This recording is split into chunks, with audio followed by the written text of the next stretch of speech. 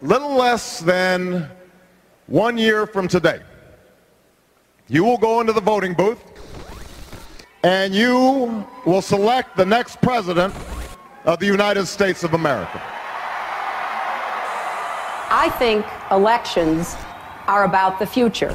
But how do you determine what will happen in the future? Well, you have to look to the record. You have to look to what we say in campaigns. Egotism, and what we have done during our narcissism. Islamofascism is real. Their goal is to unite the world under a single jihadist caliphate. Use fear and falsehood. My view is we had a double Guantanamo. What do you talk about when you have nothing to say? This is insane. Some of these people frighten me. They frighten me. President Bush has talked about our staying in Iraq for 50 years. Maybe 100. The danger from Iran is grave. Well, I'm not concerned about the voters. It'll be a really nice fruitcake. But I can't be president unless you choose me to be. And I hope you will. Deficit financing, big government, more taxes, more bureaucracy, more regulations, more policing the world. What are you guys talking about, you know? So many people say, oh, Ron Paul, he's crazy. That guy's crazy. And it's because they don't understand. And the reason that they don't understand is because they're getting all their news from the TV. I've been called everything. I've been called crazy. I've been called, when I got in a fight with the neocon guy, he said I'm a nut job. He said Ron Paul's a nut job. You know, I mean, Ron Paul has forgotten more about economics than this guy knows. I mean, you know, Ron Paul has forgotten more about the Constitution than this guy knows. If what's presented to them as right is absolutely wrong, how do you know any better? Do you know what I mean? Everybody's too busy paying the bills, trying to put food on the table and support their families to be as big a political nut as I am, or some of you are, you know, to keep up with it. You're just regular working people. Listen to talk radio some, maybe watch the news. If that's your worldview, if that's your perspective, how do you know any better? There is no news anymore.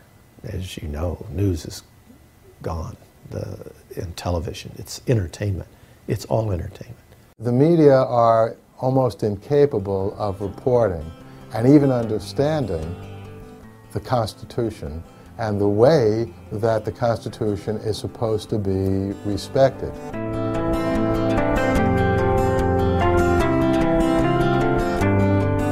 If he can get in the debates, and if he can make a statement, and if he can really clearly enunciate his views, I think it's a story that deserves to be heard, and I think it's a story that deserves to be told. And I was the one the most hesitant to get involved because I know time isn't right. Young people haven't heard about this. I'm not the right guy. We need more education because I believe that ideas move countries, individuals don't unless they're in the right place at the right time. The big impact was when Ron Paul started to appear in the debates. There were 11 guys on the stage and 10 of them were saying the same thing, and Ron Paul was standing out. We must win in Iraq. We're going to have to engage in the Middle East. This is a global effort we're going to have to lead. We will do whatever is necessary. The Iranians could grab the Shia South. We have a new strategy. Very confrontational and very aggressive. There will be chaos that will spread to the region and to the rest of the world. They ultimately want to bring down the United States of America. Congressman Paul, you voted against the war. Why are all your fellow Republicans up here wrong?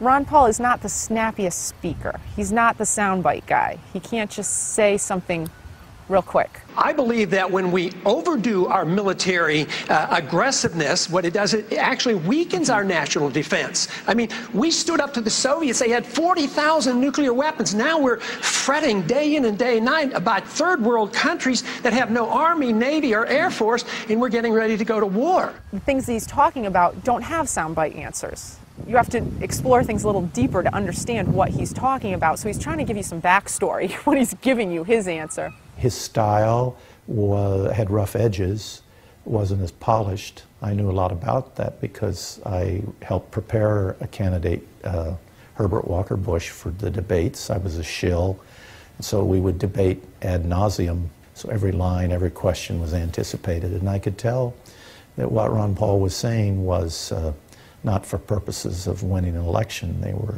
gut reactions, truthful reactions to the issues. At the core, the justification for his positions, the reason that he took the positions that he did was based in individual freedom. A national tamper-proof ID card. Yeah, I think that's critical. They have to have a document. A national special card. Absolutely. A tamper-proof card, a database, name, date, birth date, biographic information. Dr. Paul. I am absolutely opposed to a national ID card. This is a total contradiction of what a free society is all about. The purpose of government is to protect the secrecy and the privacy of all individuals, not the secrecy of government. We don't need a national ID card.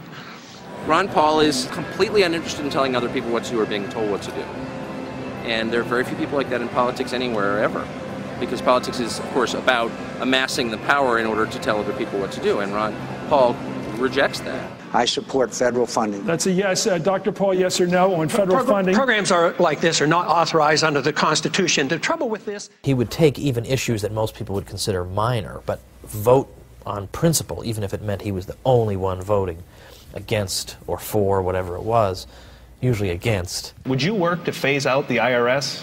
Immediately. That's what they call a softball. And you can only do that if you change our ideas about what the role of government ought to be. I was just absolutely shocked that I was listening to a man who was speaking the truth about economics, speaking the truth about foreign policy, and I just said to myself, you know, who is this guy? Where's he been? And what is he doing up on stage with all of these other Republican candidates? He'd talk about central banking, which is off the table. I mean, no, it's not even an issue. No politician raises it. No presidential election has ever turned on it. It's just been quietly removed from the political conversation. He brings it back. We live way beyond our means with a foreign policy we can't afford and an entitlement system that we have encouraged. We print money for it, the value of the money goes down, and poor people pay higher prices. That is a tax. And I began to realize that this man is no joke. He is America's last true statesman, and he has actually been saying the same thing for the past 30 years about what our federal government needs to do to serve the people. That is, namely, follow the Constitution. Suddenly, a lot of people who love the country and haven't voted precisely because they feel like it would be an insult to the great history of this country to vote for one or the other criminal, are so excited at the prospect that, wait a minute, maybe the country can be saved after all. I think there is a market for, an appetite for his ideas.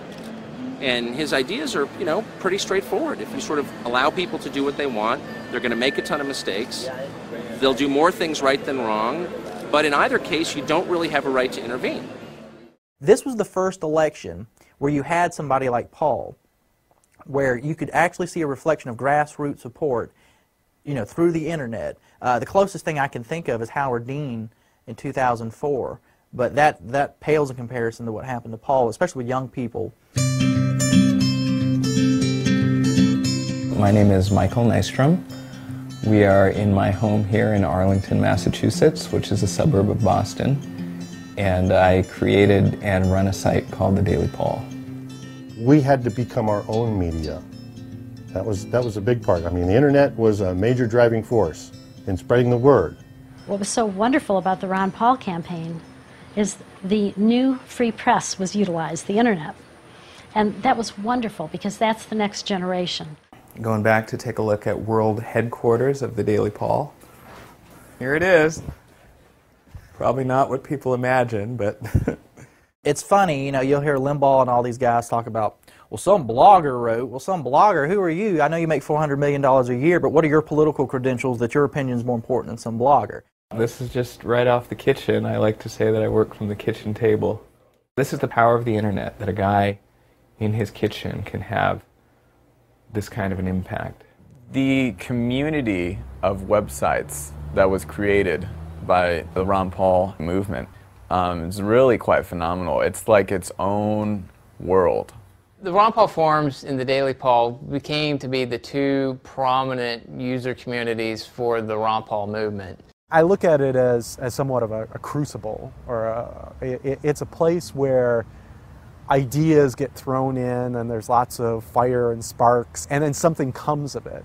Me and Brian, we met at a meetup group, and we talked about ways that we could harness the internet.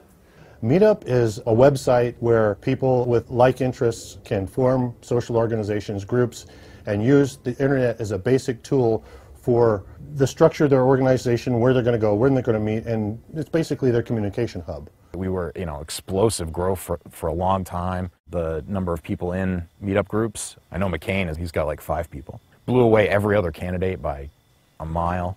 4,000, 5,000, something like that, groups around the world. And not just in America, I mean around the world. They were in Belgium and Australia and just, they were everywhere. Well, he is one of the 10 presidential candidates to face off in tonight's debate right here on Fox. But I got to tell you, I have never seen so many viewer emails urging us to get a candidate on our air as I have with this particular gentleman. How are you going to stand out tonight? Well, I guess just telling the truth like I did last time, and we did very well. In the debate, when you get 1 minute and 30 seconds, maybe for a rebuttal, and it might take you a sentence or two to really collect your thoughts, it's a bit challenging. So sometimes after I looked at it, I said, well, I did better than I thought I was going to be able to do. It is the constitutional position. It is the advice of the founders to follow a non-interventionist foreign policy. Stay out of entangling alliances. Be friends with countries. Negotiate and talk with them and trade with them. They looked at that Republican stage that night and they're like, what is this guy saying? We've never heard anything like this.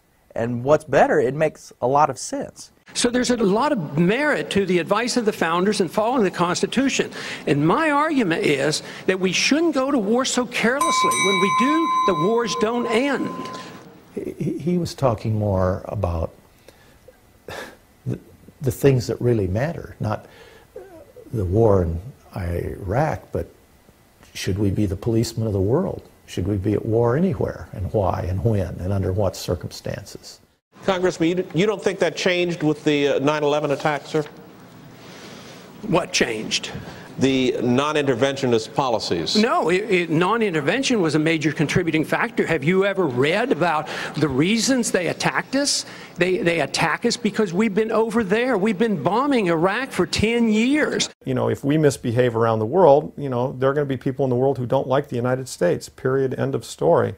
I think that's just common sense. I think most kids know that at the kindergarten level. It's very easy to be Rudy Giuliani and say, we got to get the terrorists, or, you know, yeah, people will vote for you for that. It's very hard to get them to vote for somebody who actually makes them think or says, wait a minute, these slogans are fit for a 7-year-old. Right now, we're building an embassy in Iraq that's bigger than the Vatican. We're building 14 permanent bases. What would we say here if China was doing this in our country or in the Gulf of Mexico? We would be objecting. We need to look at what we do from the perspective of what would happen if somebody else did it to us. And I thought, what fun. How are they going to answer that? And it must have been embarrassing for the other candidates to have to sit there and hear this deep discussion and to know in their hearts the guy's absolutely right. But are you suggesting we invited the 9/11 attack, sir? I'm suggesting that we listen to the people who attacked us and the reason they did it. They have already now, since that time, have killed 3,400 of our men, and I don't think it was necessary.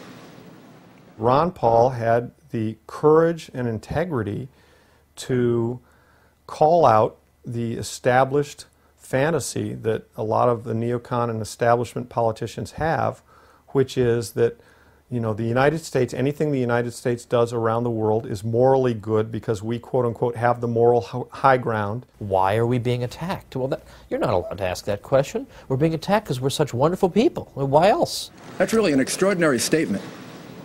That's an extraordinary statement of someone who lived through the attack of September 11, that we invited the attack because we were attacking Iraq. I don't think I've ever heard that before, and I've heard some pretty absurd explanations for September 11. And I would ask the congressman to withdraw that comment and tell us that he didn't really mean that. And Dr. Paul wouldn't back down. Everyone in the audience wanted him to pander and say, oh yeah, no, I didn't mean it like that. I meant it this way. And he took that opportunity to educate the people. Paul explained the concept of blowback to an audience, most of whom probably did not want to hear that, or more importantly, have never heard that. Congressman?